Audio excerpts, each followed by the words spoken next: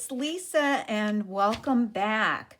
I'm kind of continuing what I'm calling my, maybe this is a little bit of a mad scientist kind of thing that I feel like I'm doing lately. I'm in this real experimentation mode. So last video we did the embossing on the pages, which just I love doing that. It just makes for a beautiful, beautiful page.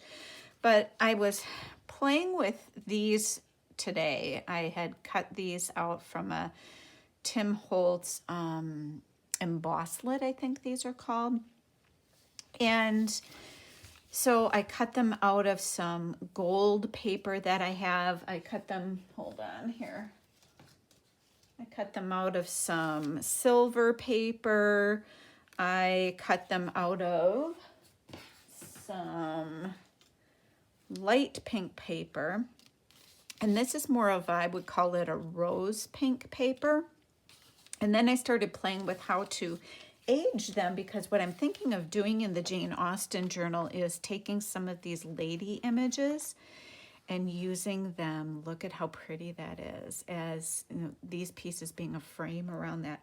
The other thing that I thought of that you could do with these is, now this has been pressed and cut on, so there's marks on it, but you'll get the gist of it, is you could back this with some silver paper, and I think it kind of looks like a mirror. So that's pretty cool too. But here's what I did. So this was a light pink one. This started looking like this. And then I took my distress ink and started distressing it.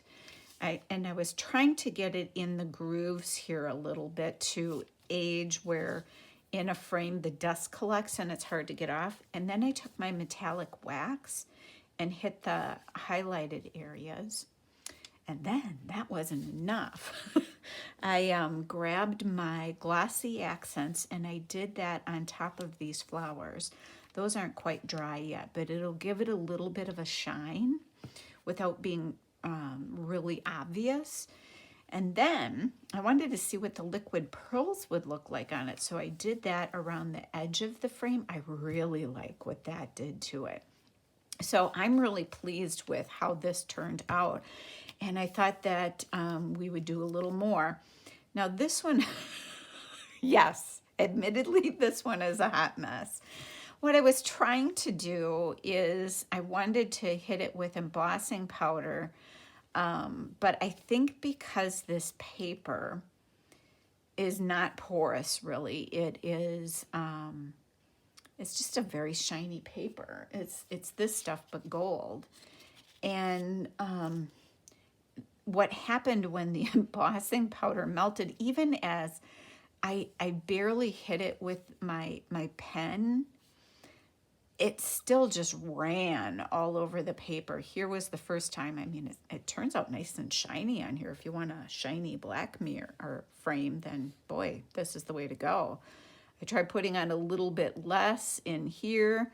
That still was not my jam. And I'm trying to see if this is coming up, but no. So then I tried even just a little bit, but it's just how the powder melts on this paper. I think that it's just not giving me the effect I like. So this one's a bomb. But what I did learn about on the way, here's how shiny the piece starts off as.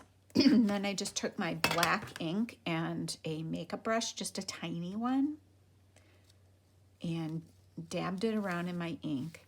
And then I just lightly came in here.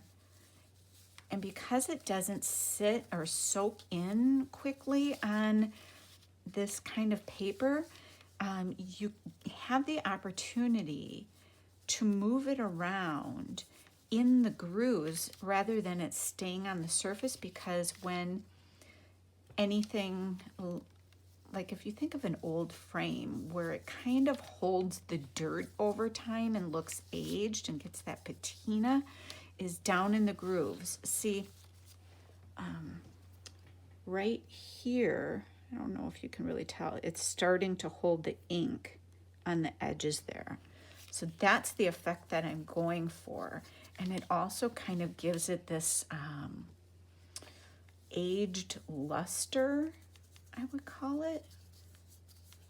See how it's sitting in those grooves? That's exactly what I was looking for, but it just did not work. See, I laid down a lot at first, but it gives me the time to move it around. But yeah, the embossing powder on this kind of paper was a hot mess. If anybody else, look what a mess I am in the process of things. Goodness.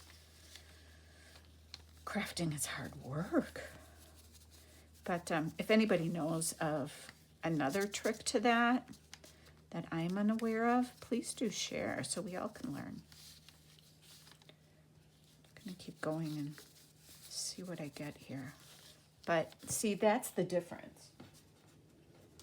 Grabbing a new one. Here's how it started, and then it gives it that kind of antiqued look, and that's what I wanted.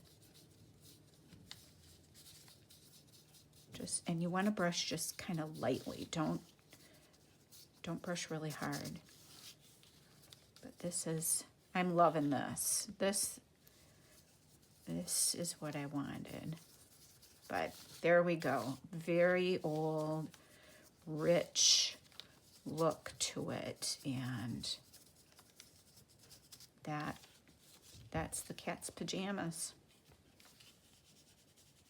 There. I really love that. Okay. I'm going to stop before I get myself in trouble again and overthink it. Now, with the pink one, last time I did this with the light pink one, and that's how that turned out. This time I want to try it with this rose pink and see what that looks like. So I think what I will do, now this is a heavy cardstock, but it is porous. It doesn't have that slick, shiny finish to it. So I want to be a little more careful on how I am aging it. I just want to get you can tell I'm not careful about my makeup brushes. These aren't makeup brushes I use on my face. But I just start off a little bit so you don't go in there and I am getting a little black, but that's okay. This is just, I'm in experimenting mode.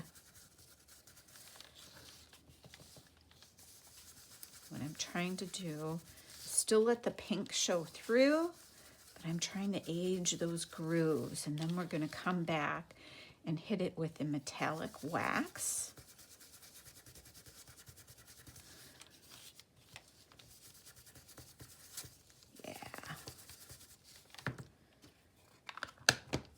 This one kind of reminded me, my great-grandma had this old family photo album, and my mom and I actually I have it at my house right now. I just kind of borrowed it because I want to make some copies of some photos, but and I haven't done it yet. Can't believe my mom hasn't asked, where's that photo album of Grandma's? But it has this clasp on it that's very aged. I've always been fascinated with that album, and I think a lot of the reason is because of that clasp, and the pictures in it are just so cool. But this kind of reminds me, this other frame that we did reminds me of that clasp on there that I love so much. And I'm just dabbing my finger in the metallic wax and rubbing it along the top. You don't want to mash it in the grooves because then you're taking away from the aging that we put in the grooves itself. But see? Okay, and because I thought the liquid pearls was so yummy before, I'm going to do it again. But I think what I'll do this time, hold on, I gotta get this off. I don't like dirty fingers. While I'm at it, since that's, maybe I should just excuse myself and go wash my hands. Ugh. Okay, I'm going to take the liquid pearls again. And I think what I'll do this time is, instead of taking away from this lovely metallic wax around the frame, I'm going to hit some of the leaves, and I don't want a lot coming out. So if you do this, just be really careful, because sometimes you'll get, if you're not careful, a big blob of it, and that's not what I'm going for here. See, I'm just trying to give it a little special interest.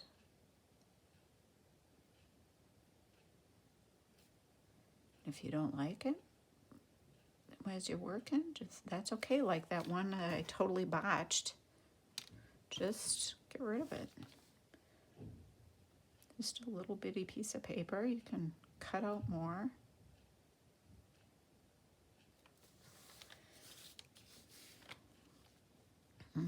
Maybe I'll put a little bit more down here.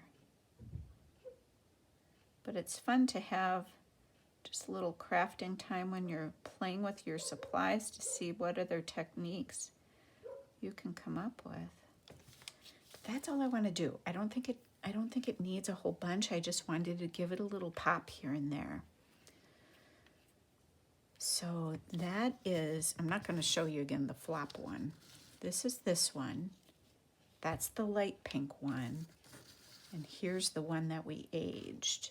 So here's the light pink. Hope you can see that okay. I'll get a rose pink. Here's the rose pink and how they started out. And then here's what the gold started out looking like.